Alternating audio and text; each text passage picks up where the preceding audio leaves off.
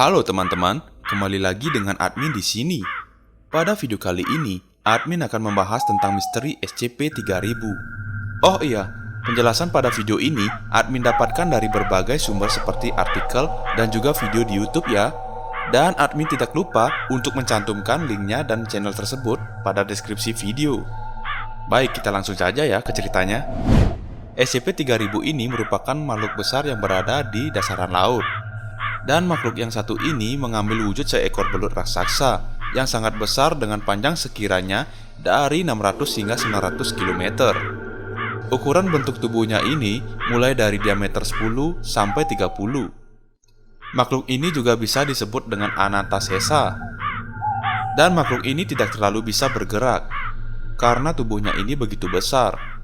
Jika dia bergerak, maka perairan yang ditempatkan oleh makhluk ini akan menyebabkan tsunami. Maka dari itulah makhluk ini hanya diam saja. Dan bila dia memangsa korbannya, maka kepalanya akan bergerak dan langsung melahap korbannya. Kelebihan makhluk ini yaitu dapat mengendalikan pikiran korbannya. Dan juga makhluk ini dapat bergerak sangat cepat untuk melahap mangsanya. Walaupun begitu, jika makhluk ini tidak dapat memangsa selama sehari, makhluk ini akan tetap bertahan hidup sampai ribuan tahun. Dan makhluk ini juga dikatakan makhluk abadi, karena makhluk ini sebenarnya tidak butuh makanan dan kebal akan adanya serangan. Kekuatan dari SCP ini, dia bisa mengeluarkan cairan yang mampu melumpuhkan lawannya maupun mangsanya, karena pikiran lawannya terhipnotis atau dapat dikendalikan oleh makhluk ini. Jika ada seseorang yang melihat perawakan maupun wajah dari SCP ini, maka dia bisa terkena perubahan mental dan dapat menyebabkan sakit kepala yang sangat parah. Saat terdengar adanya laporan tentang monster yang menyerupai belut raksasa di kedalaman laut, para pihak SCP Foundation pun tidak mempercayainya, karena tidak mungkin ada makhluk besar yang hidup di kedalaman laut. Setelah salah satu di antara mereka memberikan bukti penampakannya, pihak SCP pun langsung mengarahkan anggotanya yang berjumlah ratusan personil untuk melakukan sebuah penelitian ke dasar laut untuk mengetahui seluk-beluk dari makhluk besar tersebut.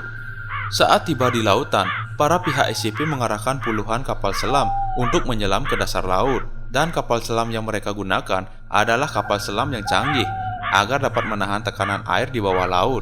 Dan tibalah kapal selam tersebut di bawah laut, di mana pada dasar laut sangatlah gelap. Dan pada akhirnya mereka menemui monster ini. Ternyata makhluk ini sangatlah besar dan melebihi ukuran kapal selam, sehingga para personil awak kapal dibuat terkejut. Dan sebagian dari mereka tampaknya ketakutan akan keberadaan makhluk besar ini. Salah satu personil awak kapal yang bernama William melihat makhluk ini, dia merasa tidak nyaman dan gelisah. Seakan-akan badannya basah diguyur keringatnya. Dan tiba-tiba William ini juga berubah menjadi sangat aneh dengan gerak-geriknya yang tidak jelas dan tidak karuan. Para kru lainnya melihat William ini seperti orang yang depresi berat. Para kru pun bingung akan hal ini. Dan saat kapal selam yang mereka gunakan lebih mendekati makhluk ini, William pun merintih kesakitan dan sering melontarkan kata tidak pada saat itu. Dan akhirnya si William ini disuntik dengan bius. Alhasil, William pun dibuat terdiam seketika pada saat itu.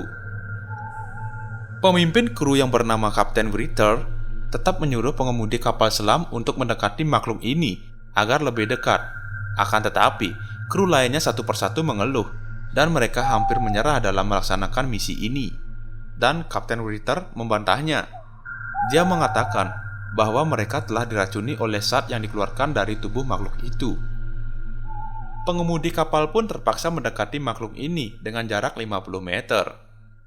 William yang tadinya terdiam karena dibius, kini perlahan bangun dan menjerit-jerit lalu berteriak tidak jelas. Seketika itu, para personil SCP Foundation sengaja menahan William ini. Akan tetapi, dia kuat untuk melepaskan diri dari sekapan staf SCP Foundation ini. Lalu kejadian tak terduga pun terjadi. William nekat membenturkan kepalanya ke kaca kapal, sehingga lapisan kaca tersebut pecah. Dan kepala William keluar darah yang begitu banyak. Lalu membuat para awak kapal lainnya memutuskan untuk pergi ke permukaan laut lagi untuk memberikan perawatan medis kepada William ini.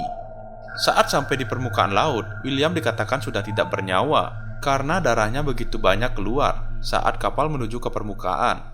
Setelah kejadian ini, misi yang diberikan oleh pimpinan SCP Foundation tetap dilanjutkan demi menyelamatkan umat manusia.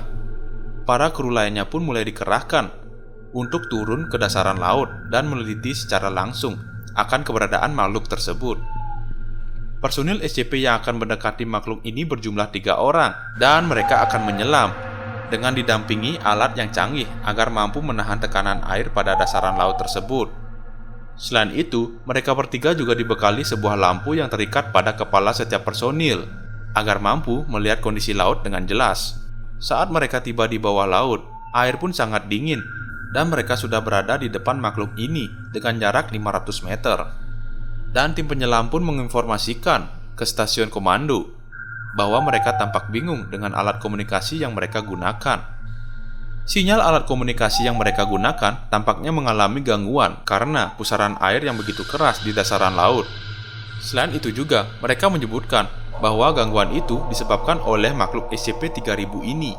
Kemudian, setelah para 3 penyelam ini mendekati kapal makhluk SCP-3000 yang berjarak 200 meter, mereka merasakan seakan-akan kepala mereka terasa sakit. Dan para pimpinan mereka pun tidak peduli dengan kondisi mereka dan menyuruh melanjutkan misi tersebut. Pada saat itu, komunikasi mereka terputus dan mereka juga tampak bingung bahwa di manakah mereka berada saat itu.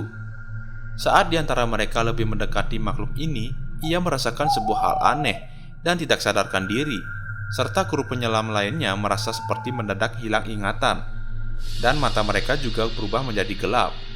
Seketika saat itu, makhluk SCP-3000 ini mulai bergerak cepat dengan menuju ke arah para kru penyelam ini, dan radio komunikasi kru pun mulai terputus.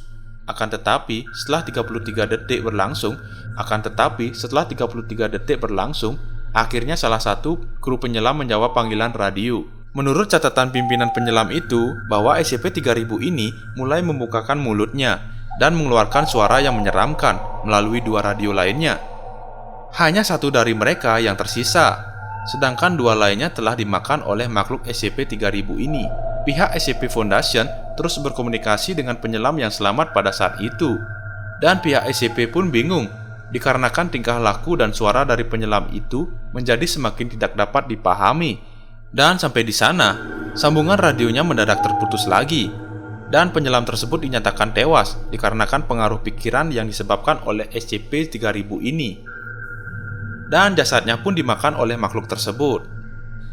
Setelah kejadian itu, SCP Foundation tetap meneliti dan mengumpulkan informasi tentang SCP-3000 ini dengan mendirikan sebuah stasiun SCP di dalam air, agar mereka bisa mengetahui jika makhluk ini mulai mengancam umat manusia. Keberadaan SCP ini sangat dirahasiakan agar keadaan menjadi aman. Transportasi udara seperti pesawat sangat dilarang untuk melewati perairan yang dihuni oleh makhluk SCP-3000 ini. Dan jika ada seseorang yang memasuki daerah itu tanpa izin, dia akan ditahan oleh pihak SCP Foundation ini. Baik teman-teman, itulah cerita misteri dari SCP-3000. Kalian boleh percaya maupun tidak, semuanya admin serahkan ke kalian. Dan jika ada salah kata maupun penyampaian pada video ini, admin mohon maaf. Jika kalian menyukai video-video dari channel ini, silahkan tekan tombol subscribe pada channel ini. Dan jangan lupa nyalakan loncengnya, agar kalian tidak ketinggalan video baru dari channel ini. Sekian dan terima kasih.